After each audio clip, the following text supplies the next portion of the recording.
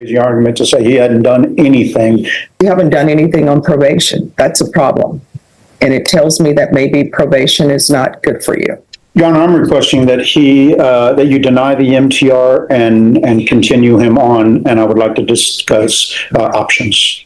All right. If I may. So I'm going to need to know why he didn't report. Your Honor, when I took over the case, I saw what he was charged with. He's facing a second-degree felony, and I came up to with my client, not expecting to know what was going to come out of his mouth. He readily just came out and said, Your Honor, his two children moved to Abilene. He hadn't seen them. He chose to see his children over probation, which is, he knows, has not an excuse. We'll get into that. Absolutely not. He ended up working his way back to San Antonio. I asked him if he turned himself in. He got pulled over for a traffic violation. He has no priors, and he didn't pick up anything new, but he hasn't done anything since. I know this is a crazy argument to say he hadn't done anything, but I know he would like to address the court. And when I spoke to him, he was very genuine to me. And I said, basically, you're going to be making your own argument to the judge. All right. Do you want to raise your right hand?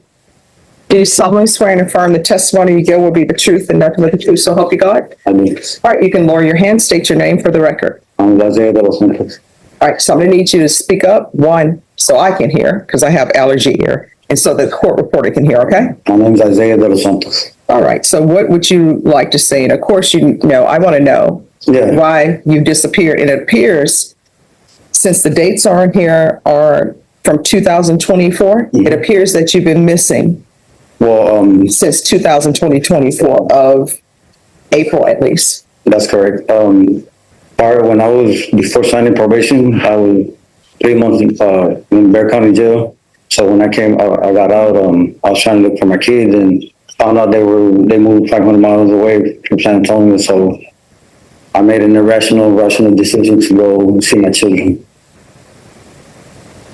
All right, that still doesn't explain to me why you didn't contact probation, because your attorney will tell you.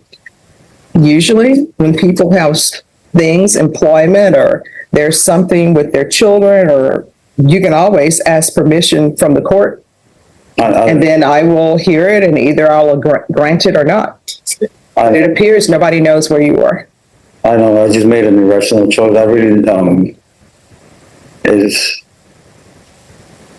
I guess my father instincts it was just more of seeing my children than, like, I really didn't think about it right. So did you see your children? Yes, I did, ma'am. And when did you see your children? What year? Same year, but I want to say a couple of months after going to Abilene.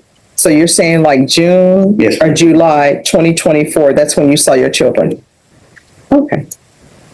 How many children do you have? I got two children. How old are they? Right now, one of them 16 and one of them 17. Are you employable? I employ, yes, I am. What are you asking of this court? Just to be sympathetic towards me and my father's instincts. You know, I know that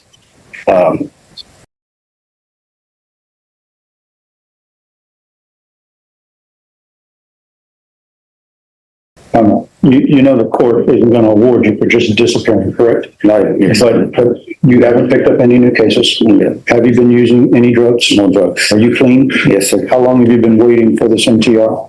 About a month? A month. Okay. Anything the court puts in front of you, if they put an ankle monitor on you, if they have a cognitive thinking course, anything they put in front of you, are you saying you can do it? I can do it. Are you asking for this judge for one chance, some powerful remedy for your bad decisions? Yes, I do. Yes. Okay, Mr. De Los Santos, so when you were placed on probation, you provided an address of 1107 Lobeto Boulevard? It was at this moment that he knew. He fucked up. For renting that location? Okay, and so when you were released from the Bexar County Jail, did you report back to that location before going to Abilene? I only reported back to that office for like 2 or 3 days. Okay, so you lived there for 2 or 3 days after your release and then went to Abilene. And then I went to my mother-in-law's house there, it's San Antonio. Okay, And that's how I found out my kids had moved, my children had moved to Abilene, Texas. okay. And so I guess you understand that the reason you have to provide that address is so that probation can get in contact with you if they need, right? And so when you're placed on probation, you also have to provide like phone numbers and stuff for probation to be able to get into contact with you. Is that correct? That's correct. Okay, and so in this case, you provided probation with, I guess, your girlfriend at the time's number. Do you recall that? I do.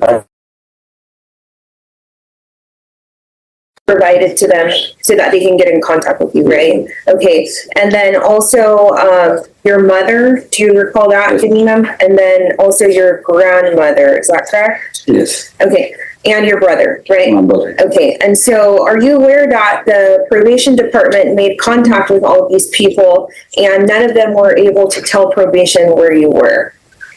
Yeah, no. Okay, so did these people know that you were in Abilene or? No. No? No. Okay, so you just left the city without telling your family? Yes, Okay, and then you were picked up back in San Antonio, is that correct? yes, I came back here to fix this Okay, problem. okay, but you never contacted probation, you were just picked up on a traffic stop, correct? Okay, we talked about it too. Any other questions? No, Your Honor. All right. I want you to know that I've heard the argument that your counsel has put forward and that you have put forward, and I've internalized that. You entered a plea bargain agreement, and according to your plea bargain agreement, it was cap before silent, right? And the court granted you deferred adjudication. At that time, I listened to your previous attorneys, their argument. But you haven't done anything on probation. That's a problem. And it tells me that maybe probation is not good for you. So I'm going to grant the motion. I'm going to find you guilty and I'm going to revoke. The state is saying they're requesting 5 years. Defense, what are you requesting? Your Honor, I would respectfully request the court to consider 2 years. This is what the court is going to do. The court is going to sentence you to 4 years in the prison, give you credit for any time served. There's to be no residing in households with minors. Did you review the document entitled Trial Court Certification of Defendant's Rights to Appeal with your attorney? Did you understand it and sign it? What's your signature? Oh, that's yours. Oh, sorry.